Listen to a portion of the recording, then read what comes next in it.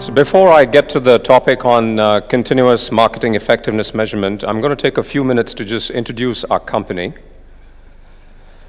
So we are an analytics provider that focuses on improving the marketing effectiveness activities of our clients. We use the latest and greatest analytic techniques. We leverage technology extensively in delivering our solutions. Because we leverage technology extensively, our solutions are scalable, they're cost efficient, and they provide real-time insights. We have very flexible engagement options with our clients, all the way from analytics as a service on one end of the spectrum to licensing a platform on the other end of the spectrum and anywhere in between. We've been around for the last 5 years. 2012 is when we were founded. And over the last 5 years, we've continuously expanded our client base across multiple industry verticals as well as across multiple geographies. We do have a global footprint, as you can see in that map. So we have our own offices in India, Singapore, Switzerland, and the US. And we also work closely with our channel partners in 8 other countries. Now, within the marketing effectiveness umbrella, there are 4 key pillars that we focus on, and I'll briefly talk about them. So the first one is marketing analytics, and the key solution within marketing analytics is marketing spend optimization, and there are different variations of marketing spend optimization as well. The next one is sales analytics. The focus in sales analytics is primarily on pricing strategy, promotion effectiveness, sales forecasting, and assortment optimization. Then we've got the portfolio of solutions in CRM analytics or customer analytics, which you're perhaps all familiar with. And the last pillar is data management and visualization. And the focus of data management and visualization is essentially to build the infrastructure to enable companies to adopt analytics. We have a relatively wide portfolio of products. As we mentioned earlier, we are a technology-enabled company. There are 2 key products that are critical, or our flagship products, if you will. The first one is demand drivers. Now, this is an end-to-end marketing mix platform and a planning platform, and I'll talk more to this in the subsequent slides. And the other one is the customer loyalty suite. So these are a suite of solutions focused on understanding customer loyalty, looking at how customers are migrating across the different loyalty buckets, as well as your lifetime value. So that's a brief introduction of the company. Next, I'm going to introduce a solution, market mix modeling. How many here in the audience are familiar with market mix modeling? Just a show of hands.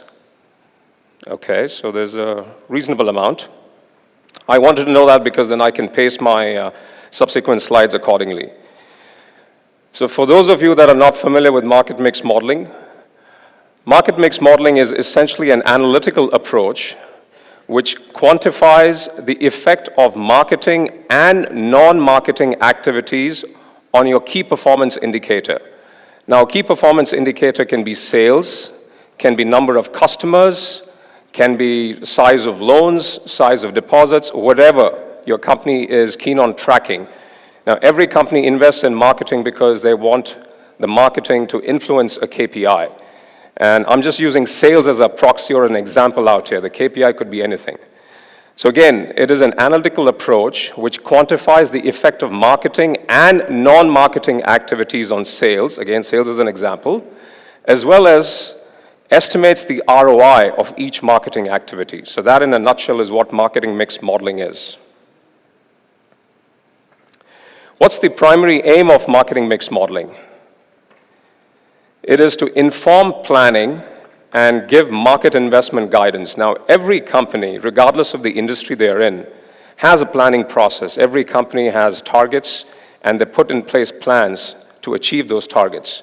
So that's where market mix modeling comes into play. So what type of questions does market mix modeling answer? It answers questions such as, what drove my sales? How much did media contribute to my sales? Which media channels are the most effective? How is my advertising working for me? Which weeks should I advertise in? How many weeks should I advertise? So there's a lot of deep dives that you can do on all of your marketing activities or media activities. Am I optimally funded? Do I need or do I have room to invest more? So on and so forth. Now, it does look at historical data to answer these questions, so it is essentially a rear view, and sometimes it does get flagged for being sort of backward-looking or it's a rear view. But it's important to note that these insights coming out of market mix modeling enable clients to address forward-looking decisions. So essentially, it answers questions such as, given my current marketing plan, how much can we sell? Again, bear in mind, sales is an example out here. It could be any KPI. How could we close the gap with a forecast? Again, if there is a gap with the forecast, you want to know how can you close the gap. You want to be able to run simulations, do what-if scenarios. Where should I invest more? Where should I cut back? So on and so forth. So although it is looking at historical data, the implications are forward-looking, right? So you can generate these insights and use them for forward-looking decisions. This is a very brief overview of how market mix modeling works. I won't go into in a lot of detail. But essentially, what we are doing is we're taking your KPI, let's say it's sales, and we take data across all of your activities. These are your marketing and non-marketing activities that you believe influence your KPI. Again, in this example, the KPI is sales. So we collect all this data. We run an econometric model. What the econometric model does is it basically decomposes your sales into sales that is driven by marketing activity and what is known as base or core sales, okay? Now, I'm sure you'll agree with me that if you don't spend anything on marketing, you will still sell. Let's say if you're a retailer or an FMCG company, if you turn off all your marketing activity, you'll still sell because at the end of the day, you have brand equity, your product is available on the shelf, and so on and so forth. And again, that applies to financial services companies, telecom companies. You turn off marketing, you'll still have subscribers, right? So that's the core of the base sales. And so again, market mix basically decomposes your sales into core versus sales driven by marketing activity. At the end of the day, the objective of marketing is to drive incremental sales or incremental customers or incremental deposits or loans and so on and so forth. Once this information is available, it gives you insights into what proportion of my sales are being driven by marketing activity versus what is base. And let's say if you've got 2 years of data, and let's say you divide the data into 2 halves, and you compare the first half versus second half, it can give you insights into what's driving the change in sales, right? So, and again, today if you talk to a lot of the brand managers and tell them, hey, listen, your sales have increased. Why did they increase? I can bet you they will speculate. They'll say it increased because of, I spend more money on TV or my competition did less. But it's again speculation. But through market mix modeling, you're able to pinpoint what are the positive and the negative drivers of sales. That's a very, very valuable insight that comes out of it. And once you've actually decomposed your total sales, you know what's being driven by each marketing activity, and you know the spending on each activity, you can calculate the ROI, right? So ROI is nothing but the sales driven by that particular activity, and this divided by the spending on that activity. That's the ROI. And once you get this ROI, then you make decisions on, obviously I'm going to be spending more on activities that generate a higher ROI, and I'll pare back on activities that are generating a lower ROI. So that's what you would do with the insight. Essentially, there are 3 big buckets of data that we actually leverage in the market mix models. And again, it's just not our models, it's any models. And we didn't invent marketing mix. It's been around for the last 30 years, as far as I know. And I'll tell you, why am I talking about marketing mix and what we have to offer further down. But there are essentially 3 big buckets there in terms of the data that's used in market mix models. So there's the media data, there's promotions, and then there is other. So other are activities like economy, seasonality, competitive activities, so on and so forth. So you can think of media and promotions as being controllable and other as uncontrollable, right? And the tactics that fall into these 3 buckets will vary from one industry to the other, but for all intents and purposes, it's these 3 buckets.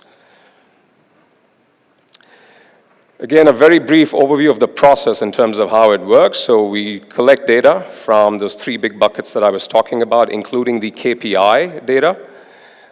The data gets integrated, the econometric model is run, and the insights are generated. And the insights are around what's the ROI of each marketing activity, and this information can be used for simulations as well as for forecasting. Very important to know it can be used for forecasting because what you're learning from marketing mix is what are your drivers, of your KPI, what is the impact of each driver, and once you know what the assumptions are on those drivers, so let's say, you obviously all have a marketing plan. So if you know what your marketing plan is, and if you know and if, let's say, economy is a driver, and if you have information on what the economic trends are likely to be, you can plug those assumptions and you can generate a forecast. So it's very valuable for forecasting as well. These are the key outputs from a market mix model. There's a lot of deep dives that can be done as well, but primarily you get something known as a contribution pie. Basically tells you out of your total sales or your total KPI, how much is being driven by each activity. Then there's the due to, which is looking at the change in sales. So what's driving your change in sales from one period to the other? What's driving the change in the number of customers from one period to the other? What are the positive drivers, negative drivers? And then there's the ROI, which is sort of the key output of a market mix exercise. And like I mentioned earlier, all of this information can be leveraged for generating a forecast. So essentially your key outputs. These are some of the benefits from a market mix model. So on average, companies can realize up to 10% top line growth by investing in market mix modeling. Bottom line profitability increase of 3 to 5% is not uncommon either. The ROI of each marketing activity can increase by about 10 to 20%. So this is a significant amount of impact that you can have on your business. And it gives you visibility into what's driving your KPI, as well as what's driving the change in your KPI. Very, very important insight. Now, you would wonder, in fact, when I asked people to, indicate how many of you are familiar with marketing mix, I think there were only a handful of you that said you were familiar, which just sort of indicates that there aren't too many companies out there that are investing in marketing mix, or not as many as you think you should be, particularly if you have these benefits out there, right? So the question is why, so there aren't companies investing, and I think those that are investing are perhaps doing it once a year or once every 2 years. Although everybody wants more real-time continuous insights, they just do it once a year or once every 2 years. The reason for that is there are certain challenges, and I'll go through those challenges. The first one is data, right? You saw the data that goes into the market mix models, and the data collection can be painstaking, it can be time-consuming. Clients say, I just don't have the bandwidth, don't have the time. The other is sparsity of data. They'll say, well, I have data, but it's not good enough. And I hear this quite a lot when I'm out there talking to clients, particularly in the developing markets. I just don't have good data, which I think is a perception to a large extent as well.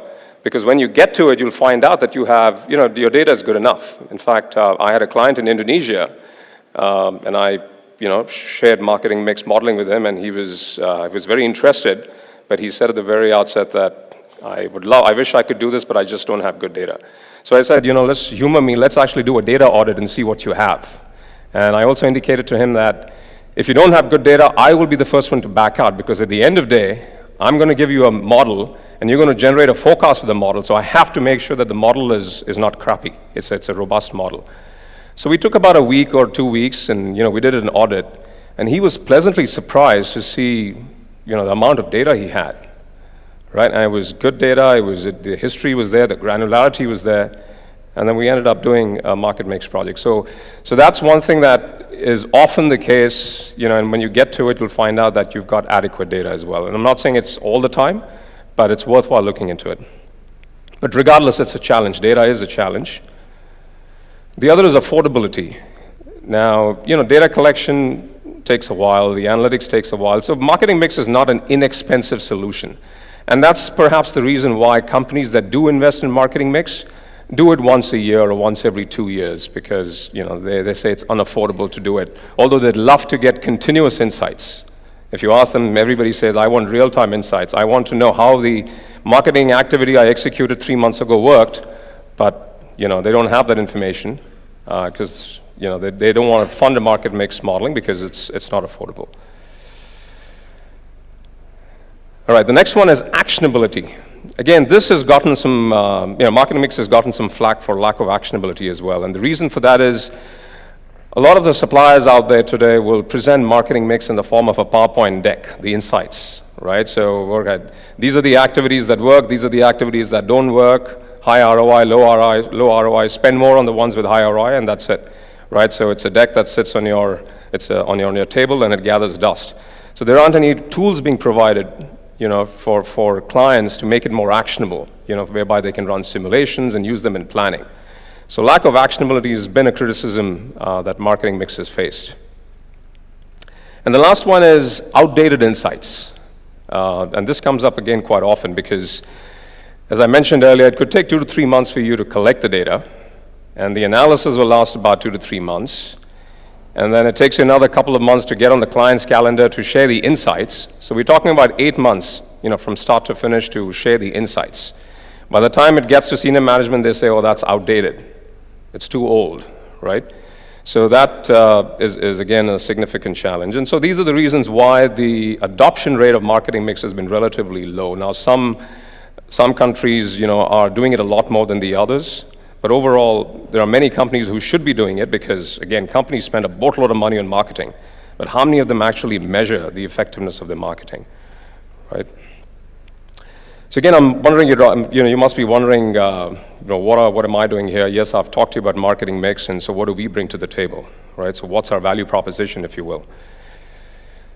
So our value proposition is that we have a solution that can address all of these challenges. So it addresses the data challenge, it addresses the affordability challenge, it addresses the actionability challenge, and most importantly, it provides continuous marketing effectiveness measurement, right? It provides more real-time insights so that the clients are making, informed decisions. They have quicker insights and they're making informed decisions. So if you think of this, the insights that come from a marketing mix, you can use it for forecasting, right? I talked about how you can leverage it for forecasting. So what you would do is if you want it to be more continuous, the insights to be more continuous, you would take the insights, you would generate a forecast based on that. You would then execute against that forecast, right? You would then execute against that forecast. And then you would diagnose, you would track your actuals versus the forecast. Now there's invariably going to be a gap, either a positive gap or a negative gap. And then you want to diagnose, why is there a gap? What's the reason for the variance? And it could be because you made some incorrect assumptions about your drivers. You probably thought that competition is going to spend X, but they spent Y, right? So that could be a reason for the variance. Or it could be that the model that you're using doesn't hold anymore because the marketplace dynamics have changed, and so the model has become outdated. Right? So those could be the reasons why your forecasts are not accurate enough.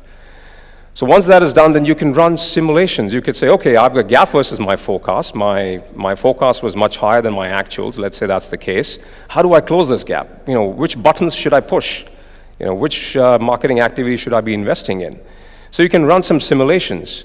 Now, if the answer is that you probably need to spend more money and you don't have the money to spend, then what's the next thing you do? You would actually generate a revised forecast. You'd go out to management and say, hey, if we don't spend money, we won't be able to meet our earlier plan, so we'd have to generate a revised forecast, and the cycle begins again.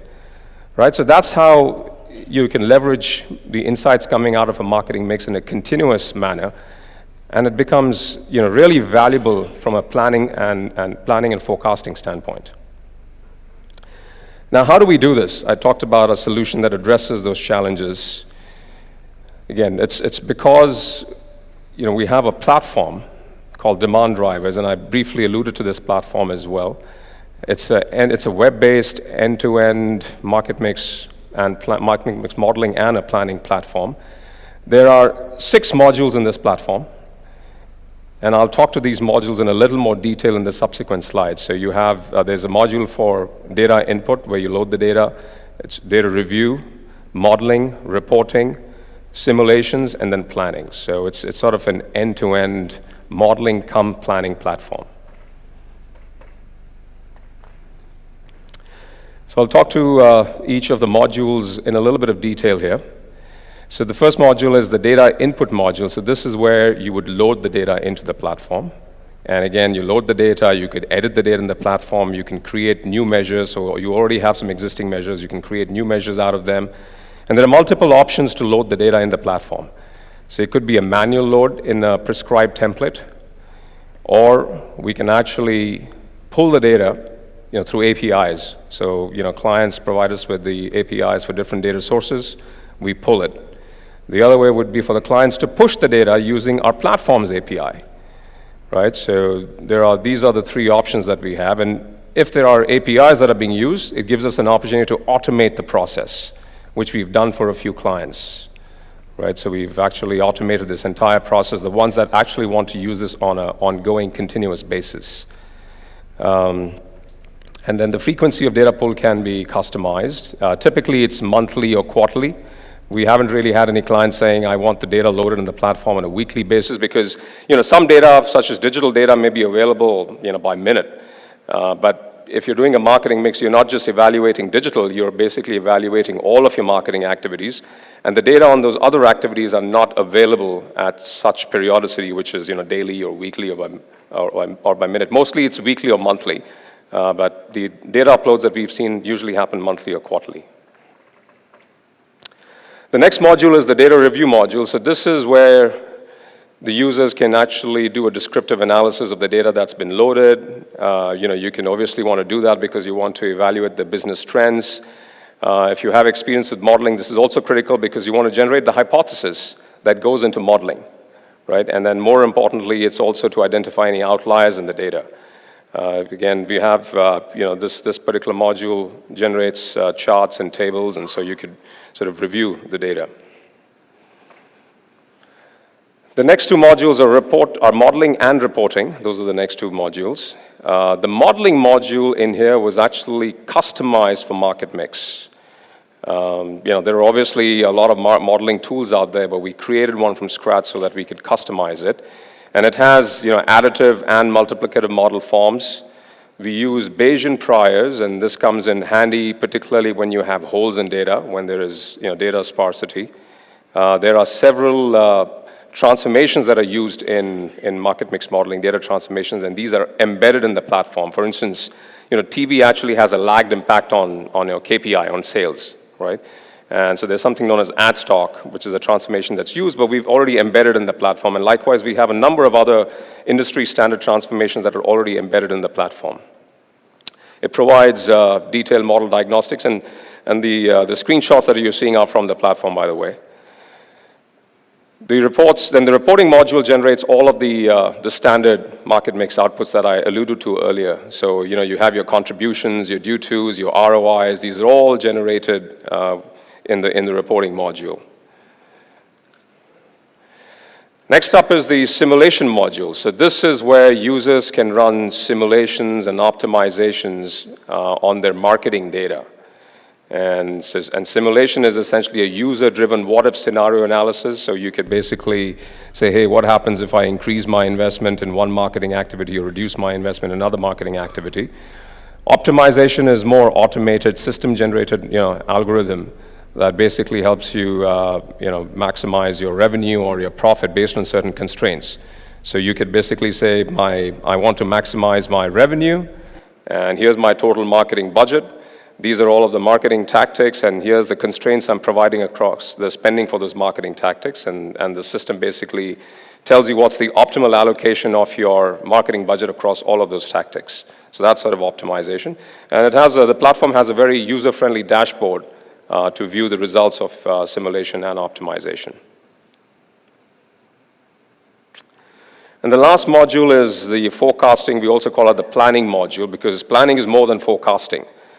Planning is essentially, it informs forecasting as well. So essentially, in this module, you're able to generate a forecast based on all the drivers. So bear in mind, the simulation module focuses only on the marketing activities, but the forecasting or the planning module focuses on all of the drivers, because you need to have assumptions on all the drivers to generate a forecast. Now, in order to make assumptions, now in some cases, those assumptions are available within the organization. For instance, your companies already have a marketing plan, right? So that's a manual input. You could say, okay, I'm going to use these assumptions, but there are other drivers on which you may not have, information readily available, such as competitive activities or economy. And the platform has some time series techniques that you can use to generate these forecasts for your assumptions. You can generate an annual forecast. You could do the phasing of these forecasts into monthly, quarterly. You can, like I mentioned earlier, you could compare your actuals versus your forecasts or through a periodic review. And this is made feasible by the fact that the data is being continuously loaded in the platform, right? So since the data is being continuously loaded, you can do this comparison periodically and diagnose what's driving the variance between your actuals and the forecast, whether it's an error in your assumptions or it's the model error. And lastly, if you have a gap versus the forecast, then you can run simulations to see how you can close the gap versus your forecast or your business plan, if you will. So again, this is basically the focus out here is to generate a forecast and to run simulations so that you can identify how you can close the gap versus your forecast. So this is my closing slide, and the theme of this session was continuous marketing effectiveness measurement, and this sort of brings it all together as to why this is continuous. So the first step again is to get the data, and we are able to automate the data load, and so that the data refresh happens continuously. Once the data is loaded, you could do the data review to see, if there are any outliers in the data or if there are business trends, that would influence your hypothesis. Then there's the modeling and the reporting modules where you can actually quickly go and update the models because the data is already there. And if your hypothesis changes, then you can quickly go and update the model. You can generate the reports right away. You can see what's happening to your due tos or contributions. And finally, you can use the simulation and the planning modules, for your scenario analysis, for generating a forecast, for tracking how you're doing versus the forecast. And let's say your variance analysis suggests that your modeling is actually falling apart because the marketplace dynamics have changed. You can go to the modeling module and rebuild the model, right? Because the data is there. So this is what enables continuous marketing effectiveness measurement. The other scenario that we've often come across is the client says, hey, listen, I had an activity 3 months ago. I want to measure that. It's right there. The data is there. The modeling module is there. You can update the model, and you can get a read on that activity that you executed 3 months ago. So this is where the continuous comes into play. And I just want to go back to that slide where I had talked about the challenges and, again, sort of allude to how we address those challenges, right? So the first challenge was on data collection. It's painful, it's time-consuming. We are able to automate that, right? The other one was data sparsity. There are big holes in my data. Again, we do that, we address that through some innovative techniques in our modeling module, right? Second one was affordability. We are leveraging technology. There's quite a bit of automation that is built into this platform, and hence it becomes a lot more affordable and scalable. The third one was actionability. Our planning and the simulation modules make it really actionable because that's what was missing in a lot of cases when clients invest in market mix models. And the last one was outdated insights, and I've talked about how we can provide continuous marketing effectiveness measurement through all of these modules within the platform so that it's more real-time and informs more, provides you with quicker insights and informs your decision-making. Questions? Okay. So yeah, I'm from PepsiCo, and we do a lot of market mix modeling. Yep. With Pepsi. I have some questions, and I just wanted to check if this particular tool can address those. First one is regarding the halo. When you have a large portfolio of brands, your one brand is likely to impact the other brand. Right. For instance, I work on foods. So, anything that any brand that we launch for Lay's, for instance, the Lay's Max, is going to have some halo impact on the overall Lay's as a brand. Is your model being able to, can it segregate the impact of a sub-brand on a brand? Yes, very much. So halo analysis is a fairly standard analysis that is done in market mix modeling. And so the simple answer to the question is yes, it can be addressed. Okay. And my second question is, essentially market mix modeling for me, and I've built various models, is a media mix modeling. You want to use it as an input to the media planning. Right. And therefore, it's important to understand what is the impact of the offline media, like TV, versus the online media. And all of us, all of our brands are going digital. We do a lot of digital activities. Do you think we have been able to attribute the impact of digital, pretty accurately using these models? Because, whatever models I've seen so far, we have not been able to, arrive at the impact of digital pretty accurately. Right. No, that's a very good question. Again, often gets asked, which is, now there's a lot of information that's available through digital, and how accurate are these models at leveraging all of that massive amounts of data that's available. So essentially, what we do is we will do a standard market mix model, because at the end of the day, you just don't want to measure digital. I think if you are just measuring digital, then you're isolating, a lot of the critical factors out there, because your sales are being driven not just by digital, but by other factors as well. So it has to be a more holistic evaluation of your marketing activities. And so what we typically would do is we would run a full-blown market mix model with digital in the model, and then we do a deep dive into digital. So we will basically take all of the granular data that's available, and we could run a digital attribution model, which provides you with more specific insights into your digital channels, a lot more granular insights. But the important thing is that you're also, taking into account all of the other drivers of sales. So again, the answer to the question is yes. Go ahead. Hi. My question is, how do you take care of the quality of content doing media mix modeling? Maybe the low ROI from radio or television, it might not be a bad investment, but Right. because of the quality of content, I was not able to get a good ROI. Right. Another question, second. So a lot of marketing is not action driven. Many companies do marketing just to be on the top of the mind of the customers. So how do you accommodate for that? So I'll address your first question. In terms of the quality of content, there are, again, different ways in which it could be addressed. The first is, a lot of companies will have ad tracking in place, ad tracking measures where they actually evaluate the quality as well. So we can incorporate that into the models to quantify the impact of copy. You have different copies, and the quality of the copy varies.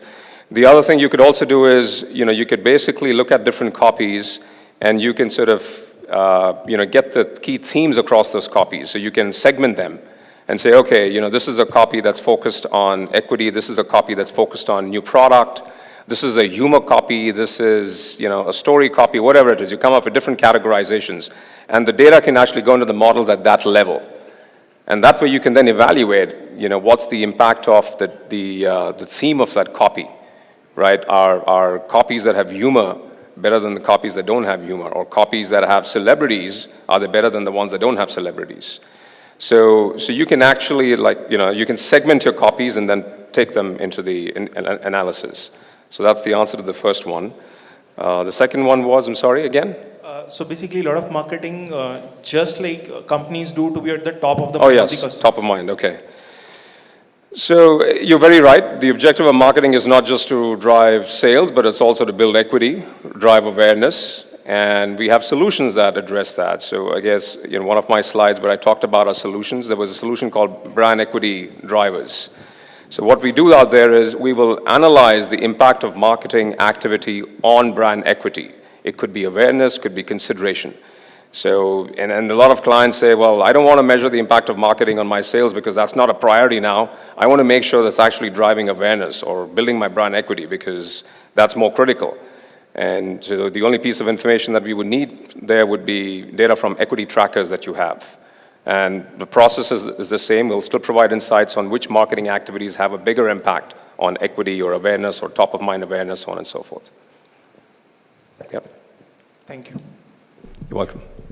My question is more around, you have visibility on the spends and you have visibility on the sales that is happening. Right. What happens in between is something that you are not aware of at times. In that situation, can this work or does it require interim data points for the model to give do the attribution right? First question, and the second question was also around also benchmarking. Does your tool also allow benchmarking? So one is knowing how I am doing and what is working for me versus what are the best practices that are there? So the second one, I probably need more clarity on the first one, but the second one again, you know, we've got experience doing market mix modeling across multiple clients, so we have our own internal benchmarks that we could share and say, okay, you know, this is what the ROI should be for, you know, for TV, and where are you versus, you know, the benchmark in a specific market. So that can be done, the benchmarking can be done. The first one, I'm sorry, what was the first one? The first question was, the data is available for Right. the spends Right. and the sales. What Right. happens in between is not clear. For example, how many people actually saw the ad or some of those things. So what else do you exactly, what are the other inputs that are needed? And this I'm speaking more from the point of view of digital. Okay. And less from the point of view of TV and others, where you will get reports on what ad slots worked and all Right. those things. So typically, you know, there's always going to be a lag between exposure and sales, and what we do is, you know, there are ways in which you would actually handle that data. You transform that data, because if you see an ad today on your computer, you don't go out and buy the product right away, right? So when you're talking about there is some time between the exposure and the sale. That we actually address, you know, through modeling, through statistical techniques. We transform the data, and so that basically addresses, you know, the gap between the actual exposure and the sale. And if there are other touch points they've been exposed to, then we obviously capture that through, you know, by incorporating those variables in the model as well. I have just one question. Yeah. I'm an economist. I was very happy to see you mention econometrics. And in some of the work I did, we saw sample selection very strong. And if you run a basic linear regression of sales and price, you get positive price elasticity. So are you facing similar issues? You know, like do you do econometric models to account for sample selection bias?